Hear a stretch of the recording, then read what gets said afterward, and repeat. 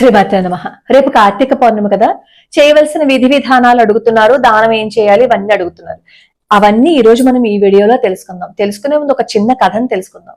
మహాస్వామి వారి దగ్గరికి ఒక అతను వస్తాడనమాట. అతను నోటితో ఏ ఆహారాన్ని తీసుకోలేకపోతాడు. డాక్టర్స్ ఏమో అతనికి ఒక బ్యాగ్ పడతారనమాట. ఈ పైపుల ద్వారానే అతను ఆహారాన్ని తీసుకుంటాడు. ఆయన స్వామివారి దగ్గరికి వచ్చినప్పుడు స్వామివారు అతనికి ఒక పరిష్కారాన్ని చూపిస్తారనమాట. అదేంటంటే అష్టాదశ పురాణాలని ముద్రించి వాటిని బ్రాహ్మణోత్తములకి పంచిపెట్టమని చెప్తారనమాట.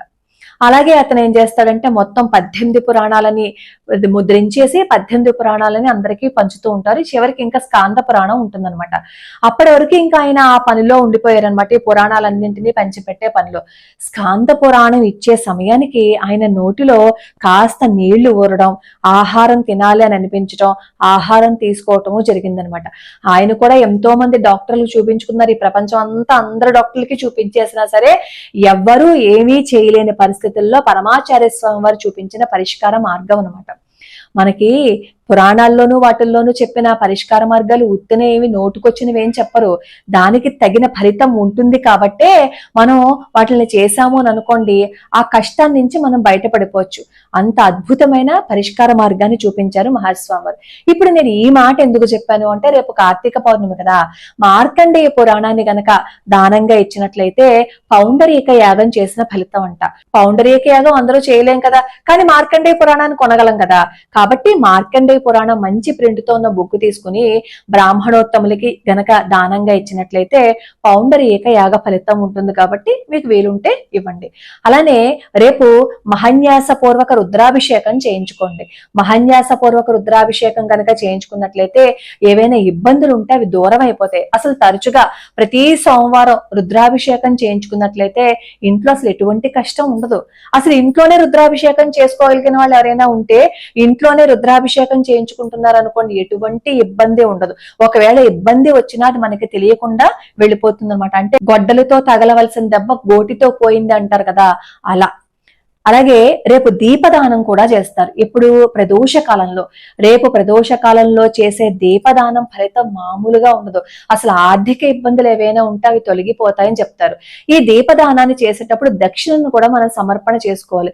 ఆ దక్షిణ కూడా మన స్తోమత అనమాట. ఇప్పుడు మన దగ్గర 10 రూపాయలే ఉన్నాయనుకోండి, ₹1 దానంగా ఇవ్వండి. 100 రూపాయలు ఉన్నాయనుకోండి, 10 రూపాయలు దానంగా ఇవ్వండి. అంటే మన స్థితిని బట్టి మనం దానం ఇవ్వాలి. శంకర మఠంలో రేపు కార్తీక పౌర్ణమి కాబట్టి మన ఛానల్ కుటుంబ సభ్యులందరి తరపున నేను కూడా రుద్రాభిషేకం చేయిస్తున్నాను.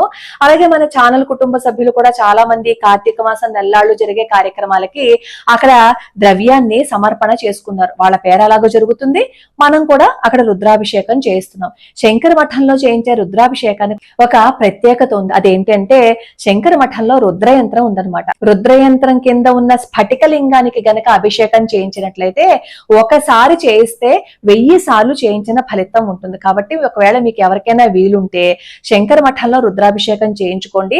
ఆ వీలు లేదు అని అనుకోండి, మన ఊళ్ళో శివాలయాలు ఉంటాయి కదా, ఆ శివాలయాల్లో కూడా మీరు అభిషేకం చేయించుకోవచ్చు. ఎటువంటి ఇబ్బంది లేదు. ఇప్పుడు నేను చెప్పాను కదా అని ఆ ఆలయం గురించి ప్రమోట్ చేస్తున్నాను అని అనుకోకండి, నేను చేయక్కర్లేదు. భగవంతుణ్ణి ఎవరూ ప్రమోట్ చేయక్కర్లేదు. ఆయనకి ఎవరికి అనుగ్రహాన్ని ఇవ్వాలి అనేది భగవంతుడికి తెలుసు. అలాగే రేపు ఎక్కువ మంది ముత్తైదువులకి బొట్టు పెట్టి తాంబూలాన్ని ఇవ్వండి.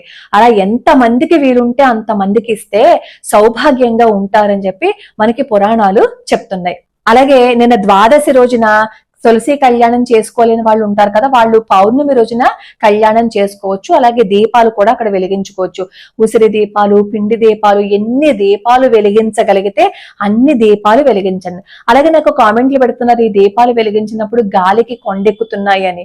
గాలికి కొండెక్కితే ఇంకా మనం ఏం చేయలేం కదా, దాని గురించి బాధపడద్దు, బెంగపడద్దు. మన బాధ్యతగా మనం వెలిగించాం, వాటిని సంరక్షణగా చూసుకోవాలనుకున్నాం, ఇంకా అంతకీ కొండెక్కిపోతున్నాయి అనుకోండి, దాన్ని అలా వదిలేసేయండి. అలాగే చాలా మంది ఏం చేస్తారంటే పొద్దు నుంచి ఉపవాసం ఉంటారు. ఉపవాసం ఉండి ఏం చేస్తారంటే సాయంత్రం వెన్నెల్లో పరమాన్నాన్ని చేసి దాన్ని నివేదనగా చేసి దాన్ని ప్రసాదంగా తీసుకుంటారు. ఆ మర్నాడు భోజనం చేస్తారనమాట. ఒకవేళ మీకు ఓపిక లేదు అని అనుకోండి, ఉపవాసం లేరు, ఉండలేకపోయాము అని అనుకోండి, పూజ చేసుకోవచ్చు, ఎటువంటి ఇబ్బంది లేదు. పూజ చేసుకోకూడదు, అయ్యో నేను తలస్నానం చేయలేకపోయాను, నేను ఉపవాసం ఉండలేకపోయాను, ఇలాంటి అనుమానాలు ఏం పెట్టుకోకర్లేదు. ఒకవేళ పూజ చేసుకోవాలని అనుకుంటే ఉపవాసం ఉండకపోయినా తలస్నానం చేసినా చేయకపోయినా పూజ చేసుకోవచ్చు. ఒకవేళ పొద్దున్నుంచి మేము ఉపవాసం ఉంటాము కానీ మంచినీళ్లు కూడా తాగము అంటారు. మంచినీళ్లు తాగకుండా ఎప్పుడూ ఉపవాసం ఉండకూడదు. మీరు ఏదైనా పలహారము తీసుకోవచ్చు, పళ్ళు కూడా తీసుకోవచ్చు. ఓపుకుంటే తీసుకోకపోయినా పర్లేదు, సాయంత్రం ఎలాగో ప్రసాదాన్ని తీసుకుంటారు కాబట్టి. అలాగే రేపు స్వయం పాకం ఏమి ఇవ్వాలి అని అడుగుతున్నారు. స్వయం పాకంలో మీరు అన్ని ఇవ్వచ్చు, ఉల్లిపాయ వెల్లుల్లిపాయ తప్ప.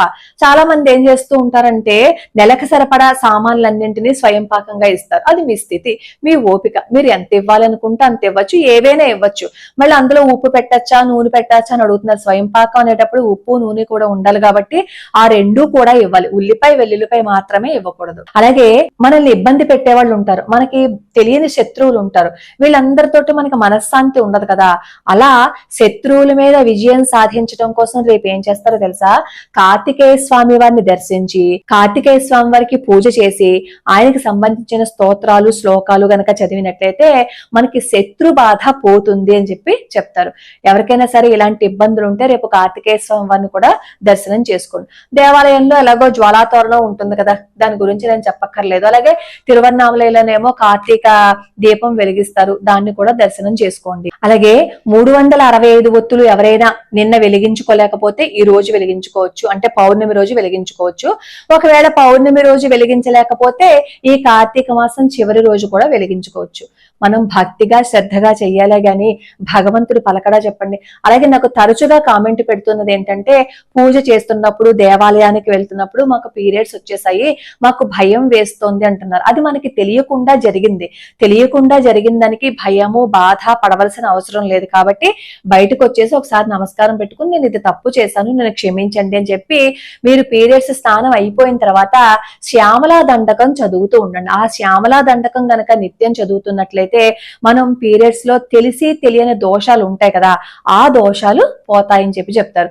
ఆ తర్వాత మెన్సెస్ లన్నీ ఆగిపోయిన తర్వాత ఋషి పంచమి వ్రతం ఎలాగో చేసుకుంటామో అప్పుడు ఎలాగో అన్ని పోతాయి. కాబట్టి ఈ లోపు ఈ శ్యామలా దండకం అది చదువుకోండి. ఇది ఈ కార్తీక పౌర్ణమికి సంబంధించి అన్ని సందేహాలకి సమాధానం చెప్పేశానని అనుకుంటున్నాను. రేపేమో కార్తీక పౌర్ణమి, త్రిపురి పౌర్ణమి అంటే త్రిపురాసురుణ్ణేమో శంకరుడు సంహరించిన రోజు, అలాగే వ్యాస పౌర్ణమి. ఇంకా ఏవైనా సరే అనుమానాలు ఉంటే కింద కామెంట్ లో పెడితే వాటిని కూడా నివృత్తి చేసే ప్రయత్నం చేస్తాను. లోకా సమస్తా సుఖినో భవంతు, సర్వే జనా సుఖినో భవంతు.